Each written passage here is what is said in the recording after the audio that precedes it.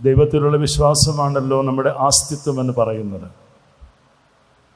ആ വിശ്വാസത്തിലേക്ക് വളരുവാനും ആ വിശ്വാസത്തിൽ പ്രോജ്വലിക്കുവാനും ആ വിശ്വാസത്തിൽ ജീവിക്കുവാനും ആ വിശ്വാസത്തിൽ സാക്ഷ്യം വഹിക്കുവാനും സാധിക്കണമെന്നുള്ളതാണ് നമ്മുടെ എല്ലാവരുടെയും പ്രാർത്ഥന. ദൈവത്തെ കൂടാതെയുള്ള നമ്മുടെ എല്ലാ അന്വേഷണവും വിഫലമാണ്. ഒരുപക്ഷെങ്കിൽ ആരോഗ്യവും സൗന്ദര്യവും സമ്പത്തും അതുപോലെ തന്നെ അധികാരങ്ങളുമൊക്കെ ഉള്ളപ്പോൾ നമുക്ക് തോന്നും നമ്മൾ എന്തൊക്കെയോ ആരൊക്കെയോ ആണെന്ന്. എന്നാൽ നമ്മിലൂടെ നാമായി ജീവിക്കേണ്ടുന്നതും പ്രവർത്തിക്കേണ്ടുന്നതും പ്രബോധിപ്പിക്കുന്നതും ദൈവത്തിൻ്റെ ആത്മാവാണ് എന്നുള്ളതായ ബോധ്യത്തിലും ആ ബോധത്തിലും നമുക്ക് ജീവിതത്തിൻ്റെ ഓരോ അടികളും മുന്നോട്ട് വയ്ക്കുവാനായിട്ട് സാധിക്കണം. ദൈവത്തെക്കുറിച്ചുള്ള ആശയം അസ്പഷ്ടമായ ആശയത്തിൽ നിന്നും സ്പഷ്ടതയിലേക്കും സ്ഫുടതയിലേക്കും അനാവരണം ചെയ്യുന്ന ഒന്നാണല്ലോ തിരുപ്പിറവി. തിരുപ്പിറവിയും അതുപോലെ തന്നെ കർത്താവിൻ്റെ കുരിശും ഒരു തുടക്കവും ഒരു അന്ത്യവുമാണെന്ന് നമുക്ക് കണ്ടെത്തുവാനായിട്ട് സാധിക്കും. അതിലെല്ലാം അടങ്ങിയിരിക്കുന്നത് സ്നേഹമാണ്. സ്നേഹത്തിൻ്റെ പൂർണ്ണതയിലുള്ള അനാവരണമാണ് നമുക്ക് ശൂന്യവൽക്കരിക്കപ്പെടുന്ന ദൈവത്തിൻ്റെ സ്നേഹത്തിൻ്റെ പൂർണ്ണത നമുക്ക് കണ്ടെത്തുവാനായിട്ട് സാധിക്കുന്നത് ഈ കാലിത്തൊഴുത്തിലാണ്. അതുകൊണ്ട് തന്നെ കാലിത്തൊഴുത്തും കാൽവറിയും ഒരു യാത്രയുടെ ആരംഭവും അതിൻ്റെ ലക്ഷ്യവും ആർജിക്കുന്നതായി നമുക്ക് കണ്ടെത്തുവാനായിട്ട് സാധിക്കും. അവിടെയെല്ലാം സഹനത്തിൻ്റെ പാതകളാണ് നമുക്ക് പറഞ്ഞു തരുന്നത്. അവിടെയൊന്നും അത്ഭുതങ്ങളുടെ വലിയ കലവറകളൊന്നും തുറന്നു കാട്ടുന്നില്ല. ക്രിസ്തുവിൻ്റെ പൂർണ്ണ മനുഷ്യരൂപം പലപ്പോഴും വിസ്മരിച്ചുകൊണ്ട് നമ്മൾ പ്രസംഗിക്കുമ്പോൾ, ക്രിസ്തുവിൻ്റെ മനുഷ്യത്വത്തിൻ്റെ പൂർണ്ണത മറന്നുകൊണ്ട് നമ്മൾ അത്ഭുതങ്ങളെക്കുറിച്ച് പ്രസംഗിക്കുമ്പോൾ, അത്ഭുതങ്ങളുടെയും അടയാളങ്ങളുടെയും പിന്നാലെ നമ്മൾ പോകുമ്പോൾ അവിടെ വിസ്മരിക്കപ്പെടുന്നത് ക്രൂശിൻ്റെ നിഷേധമാണ്. എല്ലാ അർത്ഥത്തിലും ക്രിസ്തുവിലെ മനുഷ്യത്വവും ദൈവത്വവും സന്നിവേശിപ്പിച്ചുകൊണ്ടുള്ള ഒരു വിശ്വാസമാണ് നമ്മൾ ചേർത്ത് പിടിക്കുന്നത്. അതിൽ ത്യാഗമുണ്ട്, അതിൽ സഹനമുണ്ട്,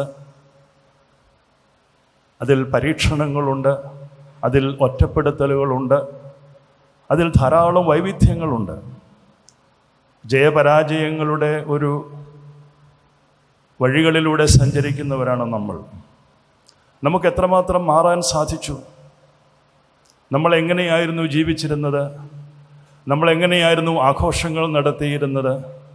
നമ്മൾ എങ്ങനെയായിരുന്നു കുർബാന ബലിയർപ്പിച്ചുകൊണ്ടിരുന്നത്? നമ്മൾ എങ്ങനെയായിരുന്നു നമ്മുടെ ഓരോ കൂടിവരവുകളും സംഘടിപ്പിച്ചുകൊണ്ടിരുന്നത്? അതിനെല്ലാം മാറ്റം വന്നില്ലേ? ചില സന്ദർഭങ്ങളിൽ നമുക്ക് പരിമിതികൾക്ക് അകത്ത് നിന്നുകൊണ്ട് പ്രവർത്തിക്കുവാൻ നമ്മൾ പ്രേരിതരാകുന്നുണ്ട്. ഈ പരിമിതികൾ ചിലപ്പോഴൊക്കെ it's A blessing in disguise. ഇല്ലായ്മ, ശൂന്യത, അടച്ചുപൂട്ടൽ, സ്വയം പിൻവാങ്ങൽ, ഇതെല്ലാം സാഹചര്യം നമുക്ക് തരുന്ന ഓരോ സന്ദർഭങ്ങളാണ്. 2 വർഷത്തെ ഒരു കാലയളവ് നമുക്ക് ഒരുപക്ഷെങ്കിൽ വളരെ വേഗം മറന്നു പോകാൻ സാധിച്ചിട്ടുണ്ട്. അത് ഒരുപക്ഷെങ്കിൽ മനുഷ്യൻ്റെ സ്വഭാവത്തിൻ്റെ ഒരു ഭാഗമാണ്. ക്രിസ്മസിൻ്റെ ഈ നിറസന്ധ്യകളിൽ വീണ്ടും നമ്മെ ഓർമ്മപ്പെടുത്തുന്ന പല കാര്യങ്ങളുമുണ്ട്. അത്രമാത്രം ആശങ്കകളും ആകുലതകളും നമ്മെ വിട്ടുപോകുന്നില്ല എന്നുള്ളത് നമ്മെ അല്പമെങ്കിലും അസ്വസ്ഥരാക്കുന്നുണ്ട് എന്നുള്ളത് പറയാതിരിക്കാൻ വയ്യ. ഇങ്ങനെയുള്ള അസ്വസ്ഥതകളുടെയും ആകുലതകളുടെയും ഒരു ലോകത്ത് ഇനിയും നമുക്ക് മുൻപോട്ട് പോകണം. ഒരു കഴിഞ്ഞ കെട്ട കാലം എങ്ങനെ നമ്മൾ അഭിമുഖീകരിച്ചു എന്നുള്ളത് നമുക്കെല്ലാവർക്കും ഓർത്തെടുക്കുവാനായിട്ട് സാധിക്കും. പരിശുദ്ധ സഭയെ സംബന്ധിച്ചിടത്തോളവും ഏറ്റവും പ്രതിസന്ധി നിറഞ്ഞ ഒരു കാലം. കൂനംകുരിശ് സത്യം മുതൽക്ക് ഇങ്ങോട്ടുള്ള മലങ്കര സഭയുടെ ചരിത്രം പരിശോധിക്കുമ്പോൾ ഒരു പക്ഷേങ്കിൽ ഇത്രയും ഒരു കെട്ട കാലം ഈ സഭയ്ക്കുണ്ടായിട്ടുണ്ട് എന്ന് ഞാൻ വിശ്വസിക്കുന്നില്ല. അതിലൊന്നും തളരാതെയും പതറാതെയും വചനത്തിൻ്റെ ശക്തിയിൽ ചേർന്ന് നിൽക്കുവാൻ, സുവിശേഷത്തിൻ്റെ പ്രഘോഷണങ്ങളിൽ ഒന്നിച്ചു നിൽക്കുവാൻ, സഭയുടെ വിശ്വാസത്തിൽ അതിൻ്റെ ആധിക്യത്തിൽ ചേർന്ന് നിൽക്കുവാൻ വിശ്വാസി സമൂഹം എല്ലാ അർത്ഥത്തിലും സഭയുടെ വിശ്വാസത്തിൽ ഒരുമിച്ച് ചേർന്ന് നിൽക്കുന്നു. പ്രിയമുള്ളവരെ, അങ്ങനെ വലിയ പ്രതിസന്ധി നിറഞ്ഞ ഒരു കാലത്തിലൂടെ സഭ മുൻപോട്ട് പോകുമ്പോൾ ദൈവത്തിൻ്റെ വചനം ധ്യാനിച്ചും പ്രാർത്ഥിച്ചും കർത്താവിൻ്റെ കൃപയിൽ ആശ്രയിച്ചും ജീവിക്കുക എന്നുള്ളത് മാത്രമാണ് നമുക്ക് മുന്നോട്ടുള്ള വഴി. തളർന്നു പോകാതെ, തകർന്നു പോകാതെ, നിരാശപ്പെടാതെ മുന്നേറണം എന്നുള്ളത് തന്നെയാണ് ഈ വിശ്വാസ വഴികളിൽ നമുക്ക് പറഞ്ഞു തരുന്നതും. ദൈവത്തിൻ്റെ സ്നേഹം കല്ലടാവിൽ അനാവരണം ചെയ്യപ്പെടുമ്പോൾ അത് ലോകത്തിന് മുഴുവനുമുള്ള ഒരു സദ്വർത്തമാനമാണ്. ലൂക്കോസിൻ്റെ സുവിശേഷത്തിൻ്റെ 2:14 അത്യുന്നതങ്ങളിൽ ദൈവത്തിൻ്റെ മഹത്വം, ഭൂമിയിൽ ദൈവപ്രസാദമുള്ള മനുഷ്യർക്ക് സമാധാനം. ഇവിടെ എല്ലാ കാലത്തും എല്ലാ തരത്തിലുമുള്ള ആളുകൾ ഉണ്ടായിട്ടുണ്ട്. സുമനസ്സുകളും ദുഷ്ടമനസ്സുകളുമൊക്കെ ഏത് കാലത്തുമുണ്ട്. ദുഷ്ടമനസ്സിൻ്റെ വാഹകരായിട്ടുള്ള ഹെറോദാസ് രാജാവിനെയൊക്കെ നമുക്ക് വളരെ വേഗം തിരിച്ചറിയാനായിട്ട് സാധിക്കും. അതുകൊണ്ട് തന്നെ ദൈവപ്രസാദമുള്ള മനുഷ്യർക്ക് ലഭിക്കേണ്ടുന്ന സമാധാനം, വിശ്വാസത്തിൻ്റെ നിറവിൽ, മനസ്സിൻ്റെ ശൂന്യതയിൽ, ഹൃദയത്തിൻ്റെ വിശുദ്ധിയിൽ നമുക്ക് ആ സമാധാനം ആസ്വദിക്കുവാൻ സാധിക്കണമെന്നുള്ളത് തന്നെയാണ് ക്രിസ്തു പകർന്നു തരുന്ന സമാധാനത്തിൻ്റെ പ്രത്യേകത. നമ്മുടെ മനസ്സിൽ ഒക്കെ നിറഞ്ഞു നിൽക്കുന്ന വികാരങ്ങൾ, വിചാരങ്ങൾ, അതൊക്കെ എന്താണെന്ന് നമുക്ക് ഓർത്തെടുക്കാനായിട്ട് സാധിക്കണം. ഒരു ഇടം നമ്മുടെ ജീവിതത്തിൽ എൻ്റെ കർത്താവിന് കൊടുക്കുവാൻ എനിക്ക് സാധിച്ചിട്ടുണ്ടോ എന്നുള്ള ചോദ്യമായിരിക്കണം ക്രിസ്തുമസ് കഴിഞ്ഞു നിൽക്കുന്ന ഈ സന്ധ്യയിൽ നമ്മെ ചിന്തിപ്പിക്കേണ്ടുന്നത്. എല്ലാവരും പ്രസംഗിക്കാറുണ്ടല്ലോ, ക്രിസ്തു നമ്മിൽ ജനിക്കണം.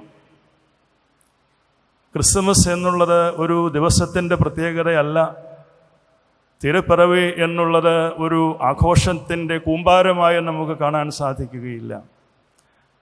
തിരുപ്പിറവി എന്നുള്ള സന്ദേശം അത് ഡിസംബർ 25 മാത്രം സാങ്കത്യമുള്ളതാണെന്ന് ഞാൻ പറയില്ല. അത് നമ്മുടെ വിശ്വാസ വഴികളിൽ നാം ആയിരിക്കേണ്ടുന്ന അവസ്ഥയിലേക്ക് നമ്മെ എത്തിക്കുവാൻ വേണ്ടി നമ്മോടൊപ്പം സഞ്ചരിക്കേണ്ടുന്ന ഒന്ന് തന്നെയാണ് തിരുപ്പിറവിയുടെ അനുഭവം. സുമനസ്സുകളും ദുഷ്ടമനസ്സുകളും ഒരുപോലെ വാഴുന്ന ഒരു രാജ്യത്താണ് നമ്മൾ ജീവിക്കുന്നത്. അന്ധവിശ്വാസങ്ങളും അനാചാരങ്ങൾക്കുമെല്ലാം അപ്പുറം നരബലിയും നരഭോജനവുമൊക്കെ ഈ കോവിഡ് കാലം കഴിഞ്ഞ ഈ നാളുകളിൽ മലയാളികൾ കണ്ടല്ലോ, കേട്ടല്ലോ, ഞെട്ടിയല്ലോ.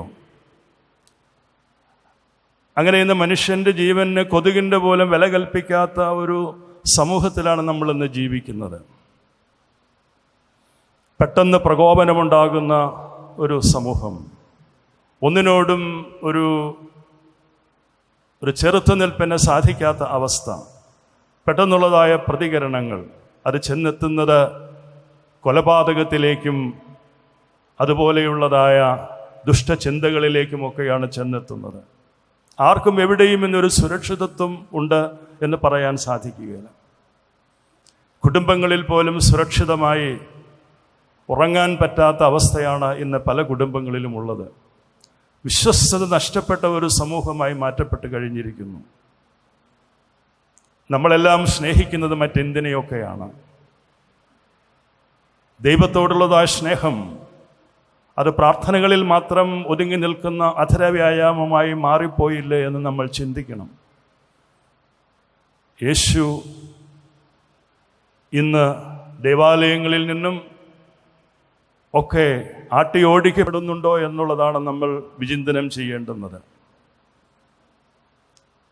നമ്മുടെ മനസ്സുകളിൽ കുടിയിരിക്കേണ്ടുന്ന ദൈവത്തിൻ്റെ ആത്മാവ് എത്രമാത്രം എൻ്റെ മനസ്സിനെയും ചിന്തകളെയും ആ ആത്മാവ് സ്വാധീനിക്കുന്നുണ്ട് എന്നുള്ളത് നമ്മൾ സ്വയം പരിശോധിക്കുവാനായിട്ട് നമുക്ക് സാധിക്കണം. ദൈവപ്രസാദമുള്ള മനുഷ്യർക്ക് സമാധാനം എന്ന് പറയുമ്പോൾ ഹെറോദോസ് എത്രമാത്രം പ്രാകൃതമായും മൃഗീയമായുമാണ് യേശു പൈതലിനെ ഇല്ലാതാക്കുവാനായിട്ട് ശ്രമിച്ചത്. എത്ര കുഞ്ഞുങ്ങളാണ് അറുക്കപ്പെട്ടത് യേശുവിന് വേണ്ടി.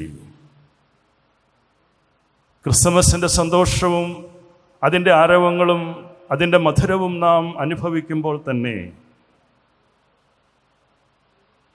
ക്രിസ്തുവിന് വേണ്ടി ജീവൻ വെടിഞ്ഞ അനേകം കുഞ്ഞുങ്ങൾ, പൈതങ്ങൾ, അവരുടെ കരച്ചിൽ, അവരുടെ മാതാപിതാക്കന്മാരുടെ ദൈന്യതയാർന്ന മുഖം, അവരുടെ വിലാപം, ഇതെല്ലാം തിരപ്പിറവിയുടെ നൊമ്പര കാഴ്ചയായി നമുക്ക് വായിച്ചെടുക്കുവാനായിട്ട് സാധിക്കണം.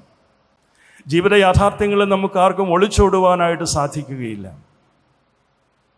ജീവിത യാഥാർത്ഥ്യങ്ങളിലെ ജീവിത വഴികളിൽ നമുക്ക് ഇതുപോലുള്ള സാഹചര്യങ്ങളുമായി സമരസപ്പെട്ട് പോകുവാനായിട്ട് സാധിക്കണം. അതുകൊണ്ടാണ് ഞാൻ ആദ്യം പറഞ്ഞത്, യേശുക്രിസ്തുവിൻ്റെ മനുഷ്യത്വത്തെ പൂർണ്ണതയിൽ വിസ്മരിച്ചുകൊണ്ട് അവിടുത്തെ ദൈവികതയിൽ മാത്രം നാം ആകൃഷ്ടരാകുമ്പോൾ അവിടെ കുരിശിൻ്റെ നിഷേധമാണ് ഉണ്ടാകുന്നത്.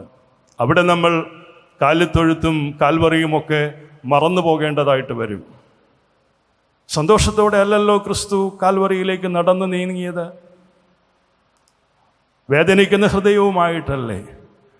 എത്രമാത്രം വേദനയും ദൈന്യതയും ആ ശരീരത്തിൽ, വികലമാക്കപ്പെട്ട ശരീരത്തിൽ നമ്മൾ ദർശിച്ചു, നമ്മൾ ധ്യാനിക്കുന്നുണ്ട്. അമ്മ നടന്ന കനൽ വഴികൾ നമുക്ക് മറക്കാൻ സാധിക്കുമോ? പുൽക്കൂടും തിരപ്പിറവിയും നമ്മെ ഓരോ കുടുംബങ്ങളിലേക്കുമാണ് കൂട്ടിക്കൊണ്ടു പോകുന്നത്. യോസേപ്പ് പിതാവില്ലായിരുന്നുവെങ്കിൽ ഈ യാത്രയിൽ ആരുണ്ടാകും കൂടെ? കല്ലെറിഞ്ഞ് കൊല്ലുമായിരുന്നില്ലേ? ഇതെല്ലാം ഒരു ദൈവത്തിൻ്റെ പദ്ധതിയാണ്. ആ പദ്ധതിയിൽ, ഈ യാത്രയിൽ കൂടെ നടന്ന, സംരക്ഷിച്ച യോസേപ്പ് പിതാവിനെ നമുക്ക് മറക്കാൻ സാധിക്കുമോ? അപവാദങ്ങളുടെ കൂമ്പാരങ്ങൾ പെയ്തു കൂട്ടുവാൻ നമുക്കെല്ലാം വളരെ എളുപ്പമാണ്. വ്യത്യസ്തമായ അഭിപ്രായങ്ങളൊക്കെ നമുക്ക് പറയുവാനും വളരെ എളുപ്പമാണ്. നമുക്കെന്ത് ചെയ്യാൻ സാധിച്ചു എന്നുള്ളതാണ് ഏറ്റവും പരമപ്രധാനമായിട്ടുള്ളത്. എൻ്റെ കർത്താവിൻ്റെ തിരുപ്പിറവിയുടെ പെരുന്നാളിൻ്റെ സന്ദേശം എൻ്റെ ജീവിതത്തെ എത്രമാത്രം സ്പർശിച്ചിട്ടുണ്ട് എന്നുള്ളത് നാം ചിന്തിക്കാനുള്ള ഒരു സന്ദർഭമാണിത്. സുമനസ്സുകളുടെ, വിശുദ്ധന്മാരുടെ സമൂഹം വളർന്നെങ്കിൽ മാത്രമേ ദൈവിക ശാന്തി പങ്കിടുവാനും നിലനിർത്തുവാനും കഴിയുകയുള്ളൂ. ദൈവം വസിക്കുന്ന ഇടമാണല്ലോ നമ്മുടെ ഹൃദയം. അവിടെ വസിക്കാനാണല്ലോ ദൈവം ആഗ്രഹിക്കുന്നത്. ദൈവത്തെ ആട്ടിപ്പായിക്കുന്ന ജീവിതമാണ് നമ്മൾ നയിക്കുന്നത് എങ്കിൽ അതിനൊരു വിരാമമുണ്ടാകണം, ഒരു മാറ്റമുണ്ടാകണം. നമ്മുടെ ജീവിതത്തിൻ്റെ സമൂലമായ മാറ്റത്തിന് വേണ്ടിയുള്ള നിരന്തരമായ പരിശ്രമമായിരിക്കണം വചനം ധ്യാനിക്കുന്നതിലൂടെയും വിശ്വാസത്തിൽ വളരുന്നതിലൂടെയും നമുക്ക് സമൂഹത്തോട് പറയുവാനുള്ളത്. എൻ്റെ കർത്താവിനെ എൻ്റെ സാന്നിധ്യത്തിൽ മറ്റുള്ളവർക്ക് ബോധ്യപ്പെടുവാൻ, കാണുവാൻ സാധിക്കണം. അന്യൻ്റെ വേദനയിലും ദുഃഖത്തിലും ദൈന്യതയിലും എൻ്റെ കർത്താവിനെ കാണുവാൻ നമുക്ക് സാധിക്കണം. അത് സാധിച്ചില്ല എങ്കിൽ ഇന്നും